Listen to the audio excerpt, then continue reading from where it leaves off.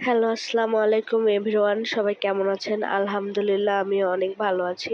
আজকে আপনাদের সাথে একটা ছোট্ট কথা শেয়ার করতে আসলাম। লাইফে কখনো কারো উপকার করবেন না। উপকার করার পর উপকৃত মানুষটা আপনাকে ভুলে যাবে।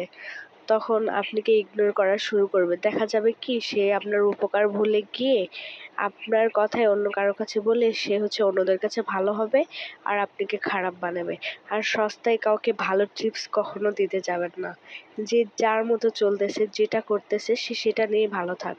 আপনি কিভাবে ভালো থাকবেন, আপনার লাইফ কিভাবে ভালো করবেন, সবসময় নিজেকে নিয়ে ভাবুন। খুব সিম্পল লাইফ কাটানোর চেষ্টা করুন।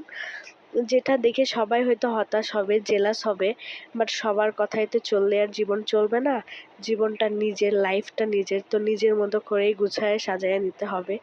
তো কথাগুলো আমি কাউকে উদ্দেশ্য করে বলি নাই, শুধুমাত্র নিজের কষ্টটাই শেয়ার করলাম। এই এই কথাগুলোর পিছনে অনেক কষ্ট আছে। অন্য একদিন টাইম নিয়ে শেয়ার করব। তো সবাই ভালো থাকবা, সুস্থ থাকবা। আল্লাহ হাফেজ।